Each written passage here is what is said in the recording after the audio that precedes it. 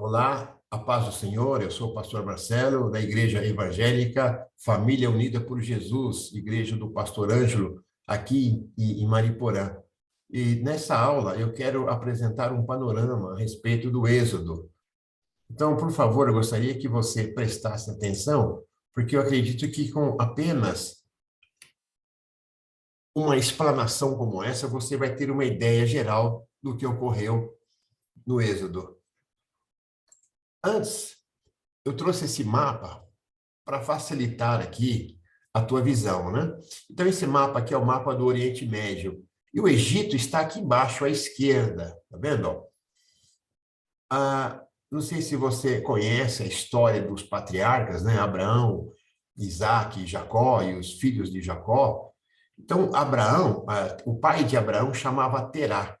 E ele sai aqui, ó, dessa região chamada Mesopotâmia, aqui na Babilônia, né? E justamente aqui nessa terra chamada Terra de Ur. Então, daqui saiu Terá, o seu filho Abrão, a sua nora Sarai e o seu neto Ló. Saíram aqui em direção a Canaã há muitos anos atrás, para chegar em Canaã. Só que eles pararam aqui na região chamada Harã, e ali, então, Terá vai morrer exatamente nessa região, ali com 205 anos, né? Foi justamente aqui que o Senhor, então, chama Abraão para fazer dele o pai de uma grande nação, né? Abraão, sai do meio da sua parentela, que eu falei de você, um pai de uma grande nação. Gênesis, capítulo 12, ele relata justamente isso, né? Gênesis é o chamado, Êxodo é a libertação. O livro de Levítico é a santificação desse povo ali no Monte Sinai, né?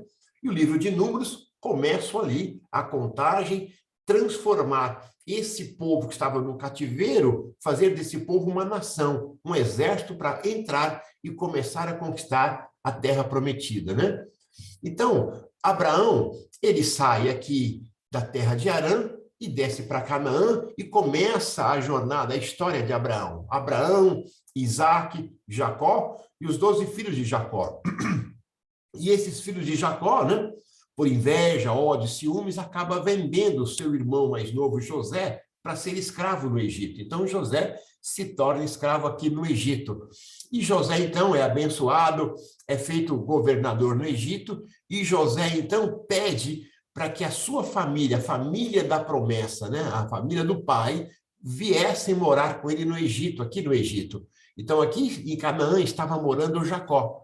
Então, saiu aqui de Canaã em torno de 70 pessoas da família de Jacó e desceram para o Egito e ficaram morando aqui no Egito. Então, após a morte de Jacó aqui no Egito, né? Jacó morre no Egito, José volta para Canaã para enterrar o seu pai junto com os descendentes de Jacó, né? Ali numa caverna chamada Macpela, ali na região de Manre, né? Em Canaã. Então, José, após a morte de José, passaram-se quase 300 anos, né? Porque essa história da escravidão aqui no Egito, do povo hebreu, se deu em torno de 430 anos. Então, José já estava morto, Abraão já estava morto, Isaac já estava morto, Jacó já estava morto, né? E ali outros faraós, né? Já nem lembrava mais da história, né? Dos patriarcas, do povo hebreu, sabia que tinha um povo hebreu que eram escravos ali no Egito, né? Então, esse mapa te dá uma ideia geral. Então, esse povo, o povo hebreu, estava morando aqui no Egito, eram escravos no Egito, estavam servindo os egípcios aqui, nessa região aqui do Egito, né? À esquerda, aqui bem próximo do mar Mediterrâneo. Essa história, né? Quero falar um pouco da cronologia, né? Então, no ano 1527, aproximado antes de Cristo, nasce Moisés, o libertador. Então, Moisés tipifica o nosso Senhor Jesus Cristo, né? Aquele que foi levantado, escolhido para libertar o povo da escravidão. E a história, né? Então, Moisés começa a liderar esse povo em torno de 1446 a.C. A lei é revelada ali no Monte Sinai em torno de 1445, né? Então, no ano 1406, acabam os 40 anos da peregrinação de Israel no deserto. Eu quero falar um pouco dessa peregrinação. Bom, então esse povo, o povo hebreu, estava morando então aqui no Egito. E eles saíram em direção à terra prometida. E o Senhor, ele fez com que o povo descesse para chegar aqui na península do Sinai, aqui no Monte Sinai. Porque Canaã está aqui em cima, o Egito está aqui embaixo. Então, o Senhor não queria que o povo passasse aqui por cima, tá vendo? Ó? Porque aqui é a terra dos filisteus.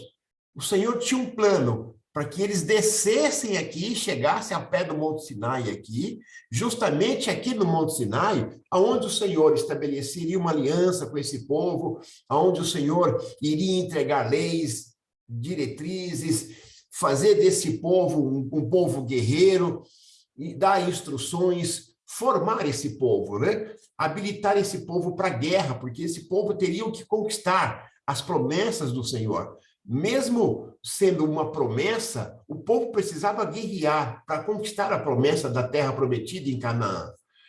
Só que, logo, saindo aqui, bem próximo aqui do Mar Vermelho, né? Nessa região chamada Pi-Hairote, aqui começam os pecados. Houveram 10 pecados que impediram desse povo chegar à terra prometida.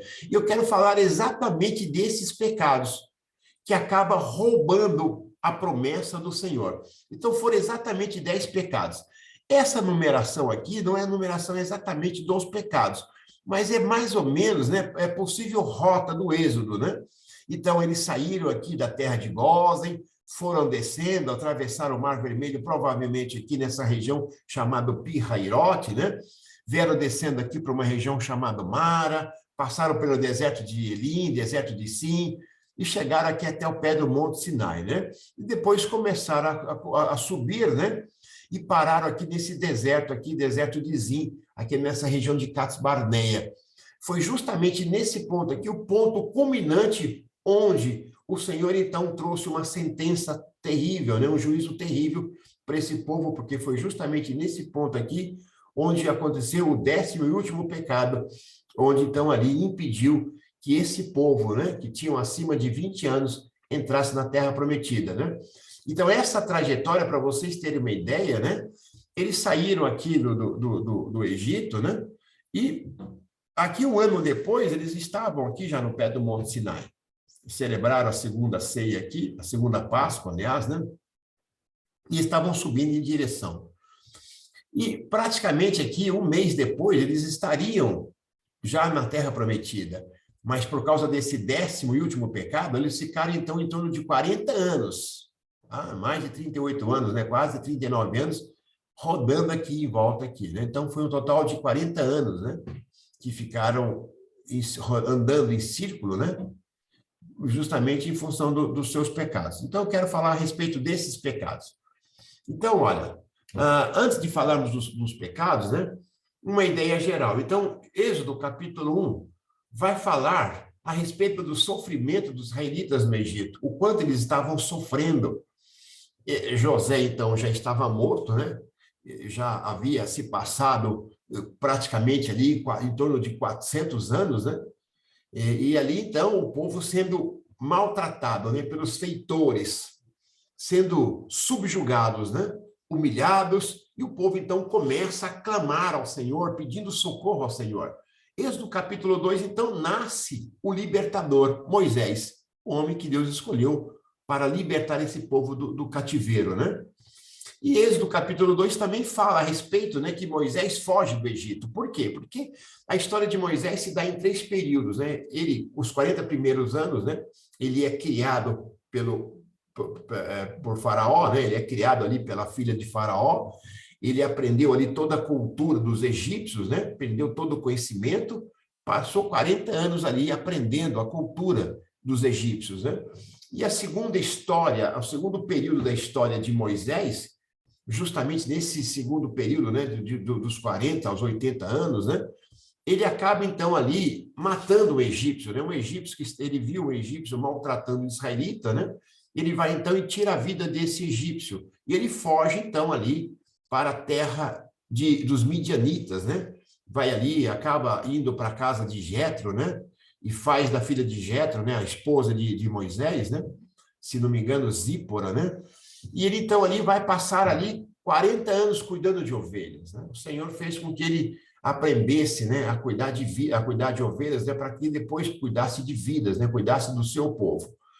E a terceira história, né, o terceiro período da história de Moisés se dá, então, dos 80 aos 120 anos, onde o Senhor, então, vai mandá-lo de volta, né, para o Egito, para que ele liderasse o povo hebreu em direção à terra prometida, né? Então, Êxodo capítulo 3, Deus fala com Moisés, Moisés, então, volta para o Egito, né? Êxodo capítulo 4, Moisés voltando para o Egito. Então, Moisés, então, ele começa a liderar o povo. Vem as 10 pragas, né? A primeira praga, a água vira sangue, a praga das rãs, praga dos piolhos, das moscas, a morte dos animais, a sexta praga, os tumores, a sétima praga, a chuva de pedra, a oitava praga, os gafanhotos, a nona praga, a escuridão. E antes da 10ª e última praga, né, a primeira e a última praga começa com sangue e termina com sangue, né? E antes da 10ª e última praga, o Senhor então ordenou que o povo celebrasse a Páscoa, né? Precisava então ali o sacrifício de um cordeiro de um ano sem defeito, né? E aquele sangue daquele cordeiro precisaria ser passado nos umbrais da porta, justamente para que o anjo da morte não entrasse, né? Porque a palavra Páscoa significa em hebraico passar, pular. Então o Senhor pulou a casa dos hebreus, a casa dos hebreus que continham a marca do sangue do cordeiro, né? E é claro que a marca do sangue do cordeiro livrou o povo hebreu da morte física. Então, isso estava apontando para o sacrifício do Cordeiro de Deus, que tirou justamente o pecado do mundo. Então, a marca de Cristo em nossas vidas, porque nós somos o templo, a morada do Senhor, então essa marca de Cristo na nossa vida nos livra da morte espiritual, da morte eterna, né? Então, lá no Egito, a marca do Cordeiro livrou o povo da morte física e o Senhor Jesus nos livra da morte eterna, da segunda morte, da morte espiritual. Então, antes do povo sair ali do cativeiro do Egito, o Senhor celebrou a primeira Páscoa. Então, logo em seguida veio a festa dos pães sem fermento, né? Pães asmos, pães sem fermento, justamente para lembrar, né, o tempo de amargura que esse povo passou no Egito. Então, logo após a Páscoa e essa festa dos pães sem fermentos, né, porque o fermento no Novo Testamento vai simbolizar o pecado, né? E então veio então a 10ª e última praga. O Senhor já havia orientado o Faraó, né? Porque Faraó, logo quando, no início do livro de Êxodo, capítulo 1, vocês vão ver que Faraó estava muito preocupado com o crescimento do povo hebreu. Estava preocupado o povo hebreu se aliar com os inimigos dos egípcios, né? E acabar, então, fugindo, né? E perdendo, então, ali o domínio da escravidão ali do povo hebreu. Então, Faraó, né, com a mente diabólica, né? Então, ele decide, deu uma ordem para que as parteiras, né? Todo filho homem que nascesse homem teria que ser jogado no Nilo, né? Num rio Nilo cheio de crocodilo, para que os crocodilos comessem os filhos homens hebreus que nascessem, né? As mulheres poderiam deixar vivas, né? Para que continuassem servindo, né? De escravas sexuais, servindo o povo egípcio de uma maneira geral. Mas os filhos homens precisavam ser mortos, né? Então, olha que coisa incrível, né? E Satanás, então, ali, a mente diabólica, né, de Faraó, né? Tentando, né, exterminar o primogênito do Senhor. E o Senhor, então, vai ferir, na última praga, o primogênito dos egípcios, né? Então, essa última praga veio a morte dos filhos dos egípcios, né? E também a morte do filho de Faraó. Então, Êxodo capítulo 12, os israelitas, então, finalmente saem do Egito. Então, passaram ali em torno de 430 anos escravos no Egito, né? Não foi todo esse período de escravidão, porque a história de José não é a história de escravidão. Foram morar numa terra de Gósen, então a descendência de José ali, com certeza José, os seus irmãos, né? Os filhos de Jacó, que ficaram no Egito, então passaram ali morar numa terra próspera, numa terra abençoada, e eles viveram bem. Mas depois, eu acredito que a segunda, a terceira e a quarta geração que sofreram muito, né? E aí clamam ajuda pelo Senhor, o Senhor então viu o sofrimento do povo, deu ouvido ao pedido e manda o libertador. Então agora Moisés está dirigindo o povo agora em direção à terra prometida, né? Havia uma promessa, mas até mesmo aquilo que Deus promete tem que ser conquistado por esforços, né? Aquela passagem que fala que o reino de Deus é tomado por esforços, né? Mateus capítulo 12, aqueles que se esforçam se apoderam. Então, mesmo havendo uma promessa, o povo precisava entrar. Aquela terra não estava deserta. O povo tinha que conquistar aquela terra com guerra, com luta, né? Havia uma sentença, um juízo de morte para esses 8 povos que moravam ali em Canaã. Então, o povo teria que se preparar para essa guerra. Mas ao invés de expressarem um sentimento de amor e de gratidão, eles foram dominados por sentimentos destrutivos durante essa jornada, né? Essa peregrinação no deserto.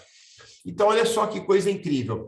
Assim que saem do Egito, o Senhor, então, ao invés de fazer com que eles subissem direto para chegar em Canaã, precisava descer, né? Nós temos que descer para que o Senhor apareça.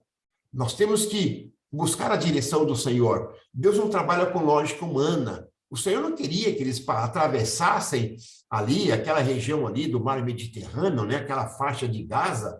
Aquilo ali é terrível, ali estão os filisteus. Eles não iriam suportar tamanha luta com os filisteus. Então, eles precisavam descer, buscar orientações, né? E formar ali um exército para que depois começasse as batalhas, né? Bom, então, o primeiro pecado, e aliás, né, só para voltar um pouquinho aqui no mapa, né, para que vocês tenham uma ideia, né? Então, qual que era o propósito do Senhor, né? Eles então sairiam aqui do Egito, né, da terra de Gósen, né? Eles estavam aqui saindo de Ramsés, né? Então, desceram para cá. Aqui ao pé do Monte Sinai, então o Senhor aqui vai estabelecer uma aliança com esse povo, né? Transformando esse povo, esse bando aqui de escravo, né, formando uma nação, um exército, né? Então eles teriam que subir por aqui, tá vendo? Ó? Eles passariam por aqui, né? E chegariam justamente aqui, atravessariam essa região aqui dos edomitas, né? Os parentes, né? Dos israelitas, né? Os edomitas, os moabitas, os amonitas, eles não poderiam mexer com esse povo porque eles eram descendentes de Abraão. Então, eles teriam que passar por aqui e chegar justamente aqui em cima, tá vendo? Aqui está justamente aqui o Rio Nilo. Atravessariam o Rio Jordão, perdão, iriam atravessar o Rio Jordão e chegar até a cidade de Jericó. Aqui em Jericó, onde começou a primeira batalha, né? Só que justamente nesse ponto aqui no Monte Nebo, né, onde Moisés vai morrer, e Josué assume a sucessão de Moisés. Então, quem atravessou aqui o Rio Jordão foi justamente Jericó, foi justamente Josué e chega até a cidade aqui de Jericó, onde vai aqui conquistar a fortaleza de Jericó, para depois, então, começar a descer e conquistar aqui toda a Canaã. Então, esse era o plano do Senhor. Mas pelo fato do povo, então, a começar a se rebelar, a praticar pecados terríveis, então esse povo ficou peregrinando 40 anos, até que todo esse povo rebelde morresse aqui. E uma segunda geração, liderada por Josué, atravessasse, então, aqui o Rio Jordão, entrasse em Jericó e começasse a conquistar a terra prometida, né? O Rio Nilo está aqui embaixo no Egito, né? Então, vamos lá falar a respeito dos pecados, né? Então, o primeiro pecado foi justamente quando chegaram diante do Mar Vermelho. Então, vieram descendo, chegaram ali naquela região chamada Pi-Hairote, né? E se depararam, né? À frente o Mar Vermelho e atrás o exército dos egípcios, né?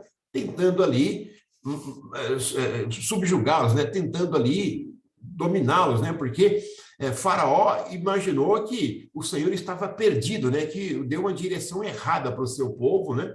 E que o povo estava sem direção. E encontrou ali uma oportunidade de tentar matá-los, né, ou tentar conquistá-lo e trazê-lo de volta novamente para ser escravo no Egito, né? Só que o Senhor, então, vai abrir o Mar Vermelho, né, para que o povo passasse. E o povo, então, ali chegando ali, é o primeiro pecado. Poxa, será, Moisés? Por que que nos trouxe para cá? Será que não havia sepultura suficiente no Egito, né? Por que que não nos deixou em paz, sendo escravo dos egípcios, né? Então, saem da escravidão, mas continuam com mente de escravos, né? E o segundo pecado, logo que atravessam o Mar Vermelho, deram glória a Deus, aleluia, cantaram, louvaram ao Senhor, Miriam e Moisés ali fazem uma canção, e o povo então põe o povo para adorar o Senhor, mas logo em seguida chegaram numa região chamada Mara, e não puderam tomar águas, porque águas eram amargas, e começaram a reclamar com Moisés por causa das águas amargas. Mas logo em seguida o Senhor já havia preparado 12 fontes de água frescas e 70 palmeiras. Puxa, olha isso. O Senhor, então, queria que eles chegassem nessa fonte de água fresca e sobre água fresca, sem ter reclamado ali naquela região chamada Mara, mas reclamaram. Então, ali foi o segundo pecado do povo. E o terceiro pecado, né? Eles começaram a reclamar de fome, né? Olha, estamos com fome, e o Senhor então mandou cordonizes, né? Bastante codorna para que esse povo comesse. Aliás, né? Mandou o maná, então o povo estava ali comendo maná, se satisfazendo com maná, mandou codornas também, só que o Senhor instruiu o povo que eles não deveriam pegar o maná uma porção maior do que a porção diária, né? Então, o povo poderia pegar no domingo, na segunda, na terça, na quarta, na quinta e na sexta e na quinta-feira uma porção diária. Somente na sexta-feira que deveriam pegar o dobro da porção, para que não pegasse nada no sétimo dia. Então, havia essa ordem. O povo, se pegasse uma porção, além da porção suficiente para aquele dia, aquela porção iria apodrecer, iria criar bicho. E também no sétimo dia, não poderiam pegar nenhuma porção, só poderia pegar a porção dobrada no sexto dia.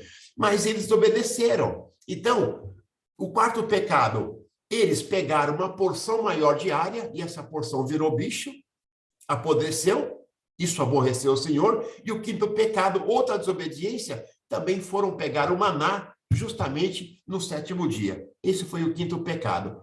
O sexto pecado, chegaram numa região chamada Rocha de Refidim, que é justamente essa região aqui. Vou mostrar novamente para vocês o mapa. Olha só, justamente essa região aqui, bem próximo aqui do Monte Sinai, tá vendo? Ó? Olha lá, Refidim está aqui embaixo. Ó.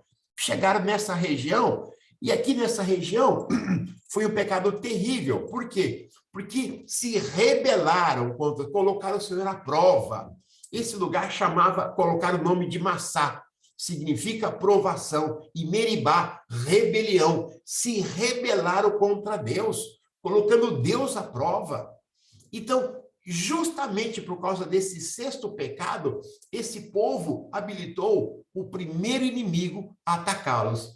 Logo em seguida dessa rebelião, os amalequitas, então, começaram a lutar contra o povo hebreu.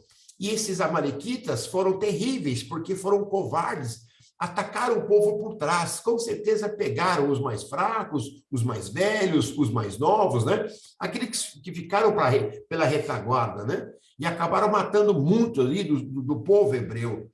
E até mesmo, né, o Moisés dá uma ordem para que Josué fosse lutar contra os amalequitas, né? Enquanto Moisés sobe ao monte com Arão e Hur para orar, e o Senhor então deu a vitória contra os amalequitas, né? E até mesmo levantou uma bandeira ali e ordenou que Moisés escrevesse um relatório e prometeu que exterminaria os amalequitas da face da terra. Quem deveria ter cumprido essa ordem seria o rei Saul. Enfim, então, foi uma batalha muito dura. Mas por quê? Porque o povo se revoltou contra Deus. Porque o povo levantou um motim, uma revolta. E todo aquele que levanta um motim, uma revolta, acaba habilitando o exterminador, acaba habilitando o inimigo para agir contra a sua vida. Então, aqui foi o sexto pecado. O sétimo pecado, Êxodo 32, o bezerro de ouro. Enquanto Moisés estava ali no Monte Sinai, o Senhor já havia estabelecido uma aliança com o povo, já estava entregando as leis para o povo, né? E Moisés sobe ao Monte Sinai, e Josué ali aguardando, né? E o povo, então, começou a se perder. E pede, então, para que Arão ali construísse um bezerro de ouro, né?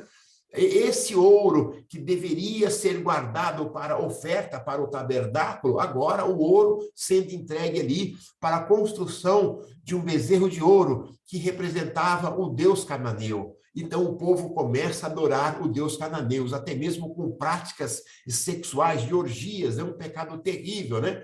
Essa é a grande artimanha de Satanás, né? Levando o povo para suas festas, para suas orgias, muita festa, com muita bebida, e daqui a pouco começam a prática das promiscuidades e a prática de idolatria, porque esse era um dos costumes, né, da cultura do povo Canaã, um dos motivos pelos quais o Senhor havia ordenado o juízo contra esses 8 povos, né? Os cananeus, os amorreus, os gigazeus, os perizeus, né?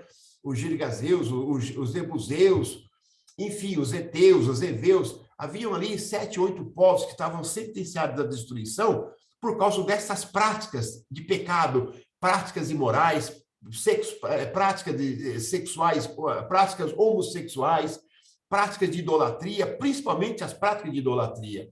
Então, agora o povo cometendo os mesmos pecados que havia, então, ali naquela cultura pagã dos cananeus. E ali, então, o Senhor, então, ele anotou esse pecado, foi terrível. E ali, então, o próximo pecado, Números capítulo 11, já vamos lá para Número capítulo 11, né? Onde o povo chega ali, eles já haviam saído, já estavam a caminho, já estavam subindo para atravessar o Rio Jordão e começar a conquistar as terras, né? Então, ali, eles, numa região chamada Taberá, eles começaram a reclamar com o Senhor. Começaram a reclamar. E o Senhor, então, mandou fogo no meio do povo e queimou a ponta do acampamento. Um pecado terrível também no meio do povo. E o nono pecado,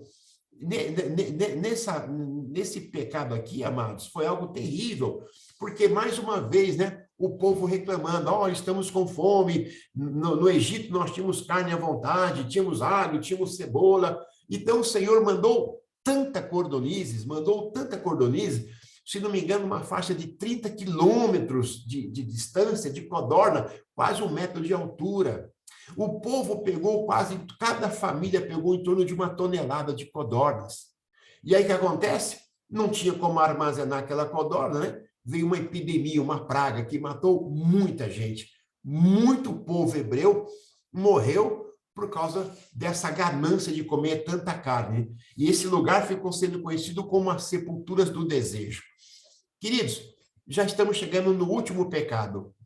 E agora, então, o Senhor ordena, né, que Moisés enviasse os 12 espias a Canaã. E então foram 12 espias, dentre esses 12 líderes, né? Josué e Caleb, né? E eles foram, então, espionar a terra prometida e trouxeram um relatório.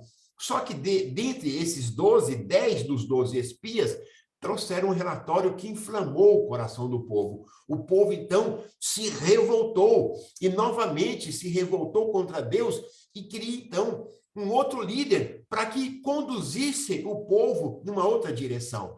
E Josué e Caleb, não, vocês não podem fazer isso, não podem agir dessa maneira, Deus nos trouxe até aqui, Ele vai nos dar condições de entrar naquela terra, mas o povo, os 10 espias, não, aquela terra é boa, mas tem gigantes, nós não vamos conseguir entrar. Enfim, então ali, nesse momento, houve a revolta do povo. Foi justamente esse 10º último pecado onde o Senhor trouxe a sentença terrível para esse povo.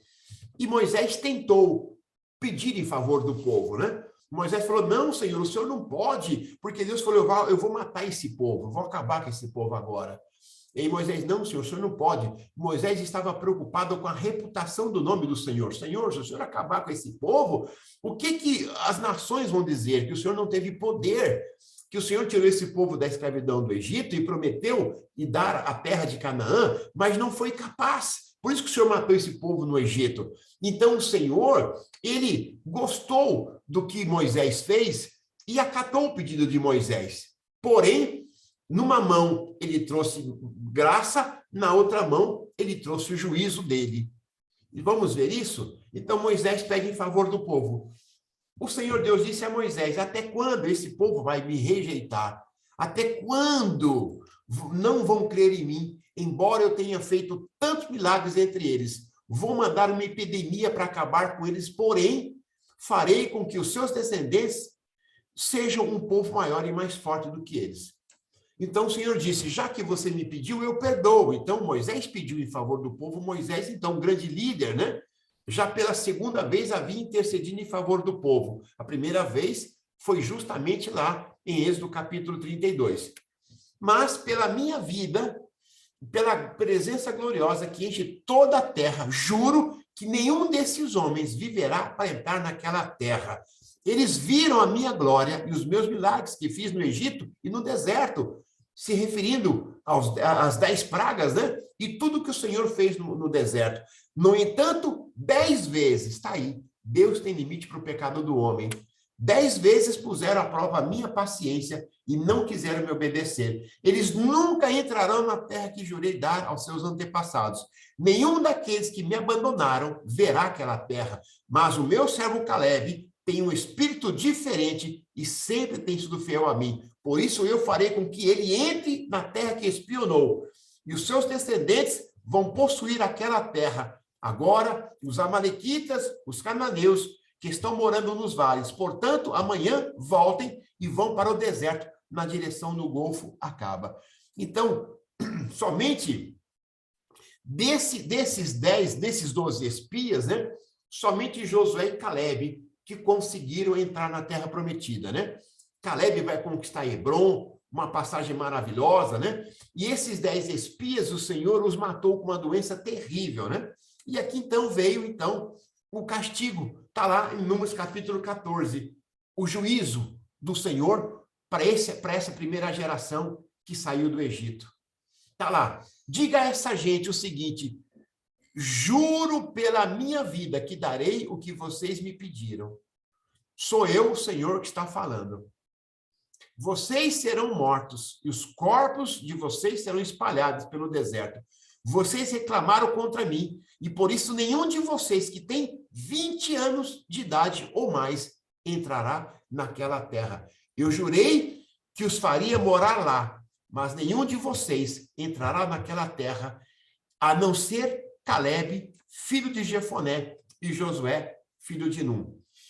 Queridos, vocês vão ver no livro de Números, né, que quando eles chegaram ao pé do Monte Sinai, quando saíram do Egito ali, e um ano depois que saíram do Egito, que comemoraram ali a segunda Páscoa, vocês vão ver que o Senhor mandou fazer a contagem do povo que tinha acima de 20 anos para servir o exército, e tinha 603.550 homens preparados para a guerra. Então, desses 603.550 homens preparados para a guerra, somente 2 entraram na terra prometida, Josué e Caleb. Os demais todos morreram, fora as mulheres, fora os idosos. Então, eu creio, segundo os historiadores, mais de 1 milhão de pessoas morreram no deserto. Somente a segunda geração, a geração, os jovens com menos de 20 anos, e os que nasceram no deserto, foram esses que, depois de 40 anos, conseguiram entrar e conquistar a terra prometida. Amém? Então, eu finalizo a aula de hoje e que Deus abençoe a vida de vocês, em nome de Jesus. Shalom, fiquem na paz.